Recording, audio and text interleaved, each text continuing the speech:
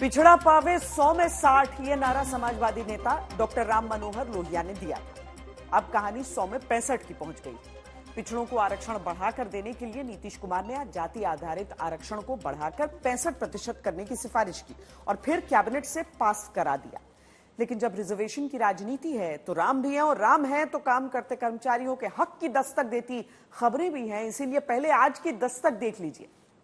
जिस बिहार में हर 100 परिवार में 1/3 से ज्यादा परिवार महीने के 6,000 रुपए भी अब तक नहीं कमा पाते, वहां इस बात की चिंता छोड़कर 100 में 65 वाला आरक्षण का कार्ड नीतीश कुमार ने चल दिया। और तब क्या रिजर्वेशन से जुड़े कार्ड की काट राम के नाम की राजनीति बनेगी? रिजर्वेशन और राम की राजनीति के बीच दस्तक उन महिलाओं के हक की 2 राज्यों से आई है जिनके लिए आवाज आपको उठानी है। पटना की आंगनबाड़ी कर्मचारी और लखनऊ में डायल 112 सेवा की महिला कर्मचारी अपने अधिकार का वेतन पाने के लिए लाचार हैं। इन्हें लाचार नहीं रहने देना है। लेकिन सबसे पहले बिहार चलते हैं, जहां से आई आज की खबर 2024 के चुनाव में बीजेपी के लिए एक चुनौती पेश करती है। चुनौती जो पिछड़ों, अति पिछड़ों, SC ST के लिए आरक्षण बढ़ाने का प्रस्ताव पेश कर अपनी क्या करने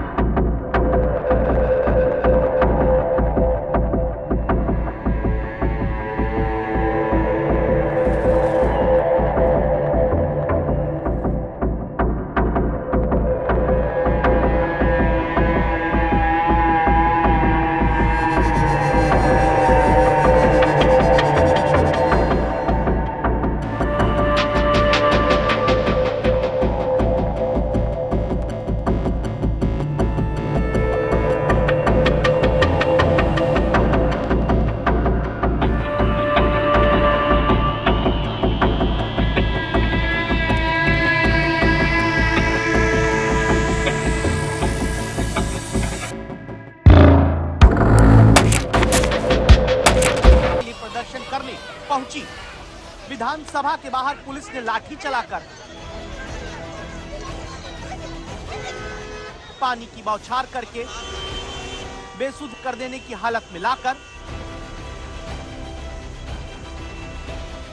कपड़े फाड़कर प्रदर्शनकारी गरीब कर्मचारियों को भगा दिया।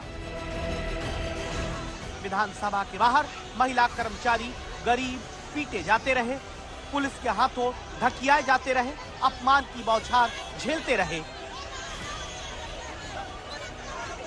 विधानसभा के भीतर मुख्यमंत्री नीतीश कुमार जाति आधारित गणना का सर्वे जारी करने के बाद जाति आधारित आर्थिक सर्वे पेश करके प्रस्ताव ये ले आए कि बिहार में जाति आधारित आरक्षण अब 50% से बढ़ाकर 65% कर दिया जाए। प्रस्ताव नीतीश कुमार लाए कि जो पिछड़ा, अति पिछड़ा बिहार में पहले 30% आरक्षण पाते रहे, उन्हें अब 43% आरक्षण दिया जाए। प्रस्ताव SC को बिहार में 16% से बढ़ाकर 20% आरक्षण देने का और ST को 1% से बढ़ाकर 2% देने का। मेरा ये कहना है कि भाई जो 50% है तो कम से कम हम 65% कर दें, ताकि 22 से आगे तो 65% कर दिया जाए 50 की जगह पर। 10% सुनिए ना, 10% अपर कास्ट का पहले से है तो 65 और 10 75, तो बचेगा 25। तो पहले 40 सबको फ्री था, अब 25 फ्री हो जाएगा। लेकिन बाकी का पिछड़ा और अति पिछड़ा की संख्या को भी कम से कम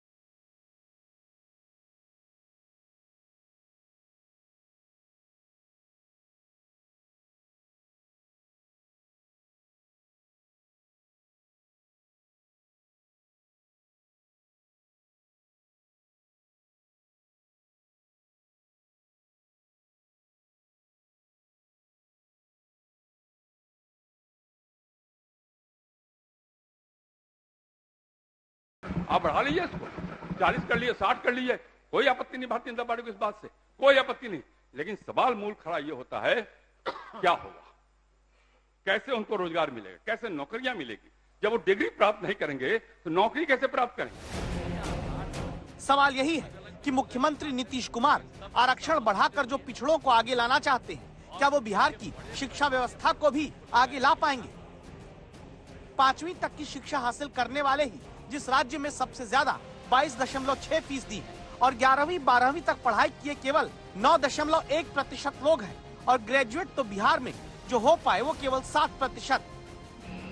तो पिछड़ों और अति पिछड़ों के वोट से जो सियासत बिहार में नीतीश और लालू की शुरू होती है, वहां आरक्षण बढ़ाने की नई लकीर खींचकर घटते वोट बटोरने का नया दांव चला गया, जिसमें ये भी नहीं भूलना होगा कि बिहार में अगर पिछड़ा अति पिछड़ा वर्ग के 33% परिवार, एससी समुदाय के 42% और एसटी के 42% परिवार महीने के 6,000 रुपए कमाकर गरीब है, तो सामान्य वर्ग के 25% परिवार की हालत भी यही है। 2024 लोकसभा चुनाव से पहले बिहार में आरक्षण का दायरा बढ़ाने का प्रस्ताव पेश करके नीतीश कुमार ने बड़ा चुनावी दांव खेला है। ये एक ऐसा चुनावी दांव है जिसका बीजेपी भी खुलकर विरोध नहीं कर पा रही है और ऐसे में अब देखने वाली बात ये होगी कि 2024 में जब बिहार में लोकसभा चुनाव होंगे तो नीतीश कुमार अपने इस मास्टर स्ट्रोक से बीजेपी को कितना नुकसान पहुंचा पाते हैं।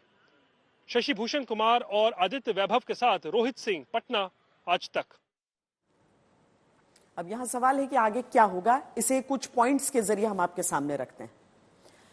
नीतीश कुमार ने आरक्षण 50 से 65% करने का प्रस्ताव कैबिनेट से पास करा दिया है।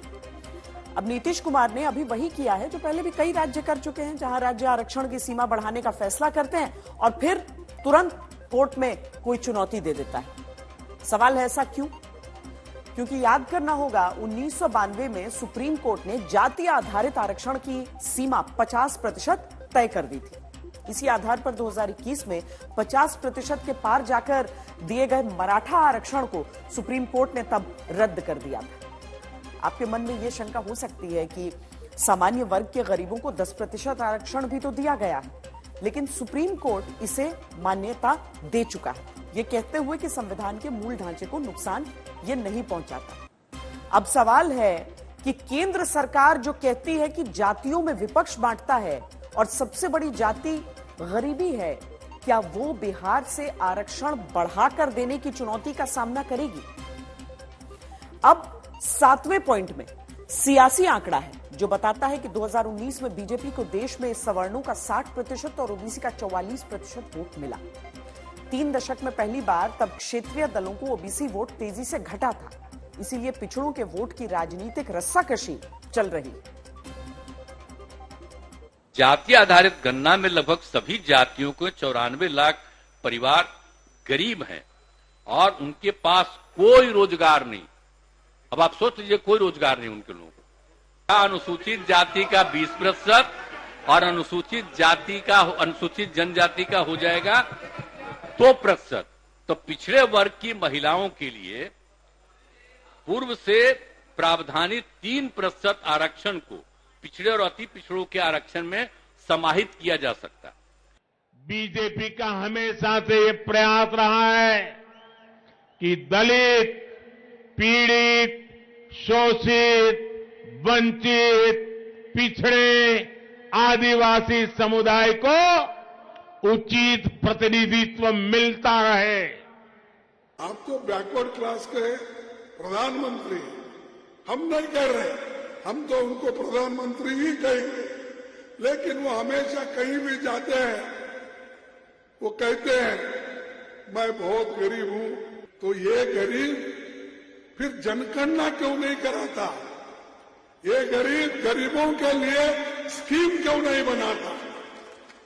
ये गरीब तो गरीबों को नहीं देख रहा, सिर्फ अमीरों को देख रहा। ये सर्वे जो है ये छलावा है। हमने इसका समर्थन किया था, मगर हमें नहीं मालूम था लालू जी के दबाव में यादव और मुस्लिमों की संख्या बढ़ाकर अति पिछड़ा को अन्याय करने का काम ये नीतीश कुमार और लालू करेंगे।